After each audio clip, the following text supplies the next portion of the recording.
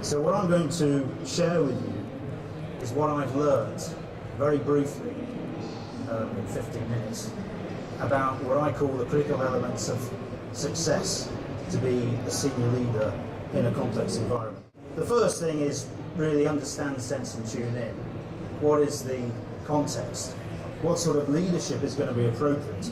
Is it adaptive leadership? Is it transformational leadership? Or is it really direct command and control war type leadership? And what's the role that you're going to have to play? The team and I, when we looked at the situation that we were going into in Basra, decided it was all about getting everybody else to deliver our success. And during that build-up before we deployed in 2008, one of the things that I always think is really important is to go and speak to experts who really know what they're doing and come from the environment that you're just about to be propelled into. So we had a seminar at the London School of Economics, and as I was outlining our approach to the campaign, an Iraqi businessman interrupted me very strongly and said, quite emotionally, he said, you know, the first thing that you should do is listen.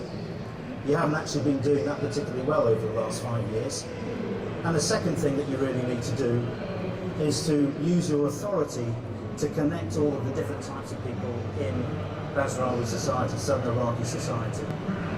And once you do that, then leave the rest to us and we'll get on with it. Actually, that was our plan on one page, and you don't actually have to read about it because it answers pretty well 3 questions, which is always key to how you approach strategy as a senior leader, which is where do we want to go, where are we now, and how are we going to get there? And that plan contains all of those elements.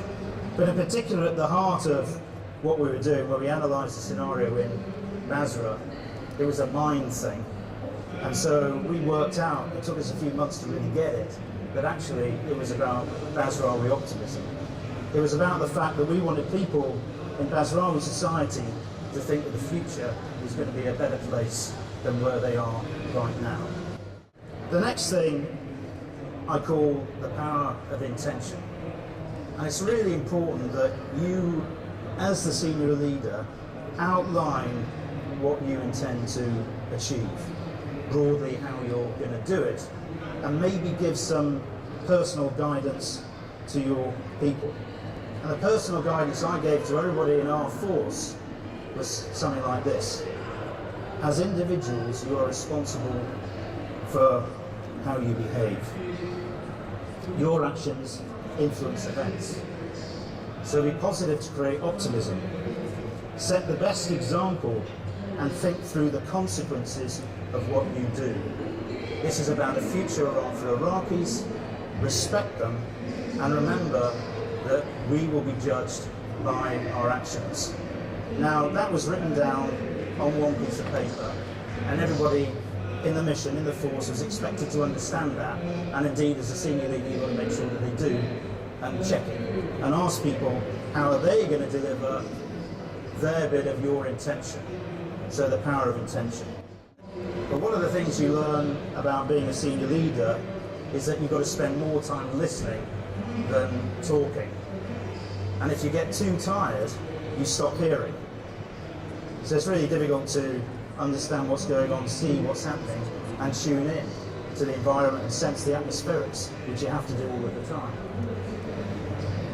And in my last organisation in NATO, 28 different nations, a handful of those nations spoke English as their first language. So the heart of being successful in NATO was simply language. And I remember sitting in a conference, something like this, when there was a Canadian senior commander who got up and told the story of how we did the Libya operation a couple of years ago. There were about 50 people in the room, very senior people, not many English native speakers there. And at the end of a 45-minute lecture, my senior boss came up to me and said, God, it was really great, everybody understood. And I said, actually, they didn't. He said, what do you mean they didn't?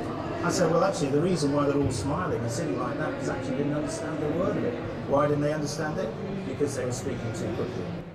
That's not a slide just to say, well, I met a lot of people in my travels in Basra or Iraq, although I do appear in most of those pictures. But actually, that's all about the message, which is work out who you're going to have to create key relationships with so that you can influence things that happen. Now, my opposite number in southern Iraq was a senior general called General Mohammed.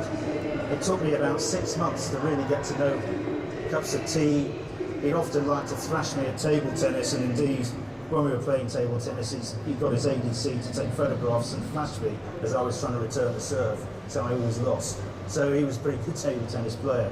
But over the period of 6 months, we got to know each other, and we learned to respect each other, share stories with each other, and indeed we spent a lot of time with each other every week, bolstering each other up during sometimes quite difficult moments.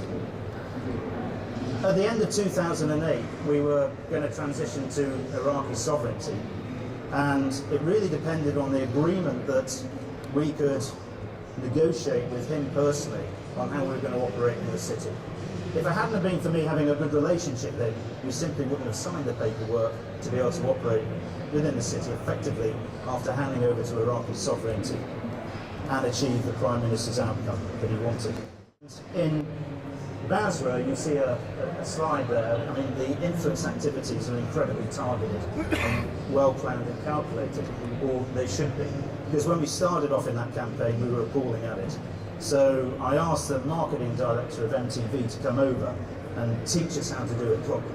We got some Iraqi graphic designers, some good civil servant designers together, and we started doing the campaign properly. And we came up with a motto which was called Deliver, See, Tell. And it really came out of a little journey down into Basra one night. In the dusk, we saw a dung heap, this sort of smoke arising out of a very socially deprived area, a place called the Hyaneer, which is where a lot of the violence was coming from. And on that heap were, dead dogs, children playing, sewage running down the street. It was a pretty awful-looking place. But above the heap was a sign which said, "Basra's getting better." So, I mean, no wonder nobody believed what we were doing, when they saw the evidence.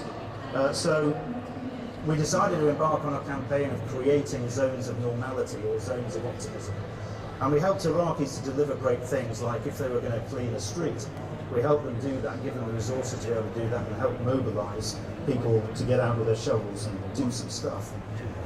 And when that happened, we stuck one of those advertising hoardings over the top of the great event. We actually put it in people's mobile phones, advertised in the paper and television as well. That campaign became really successful. To my mind, learning is absolutely key to a high-performance culture, being successful in executing strategy, or one of the critical elements of success as a senior leader.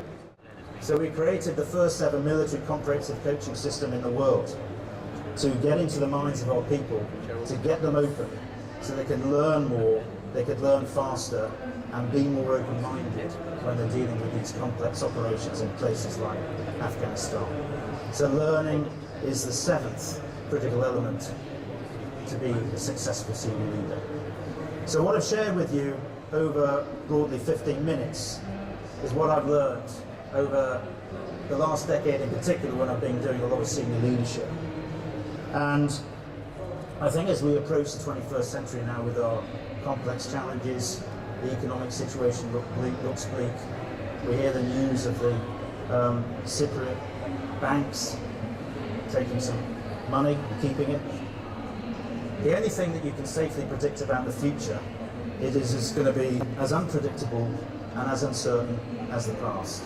And as senior leaders, we've got to get us through that. And what senior leaders now need to do is to learn how to operate effectively in a networked world.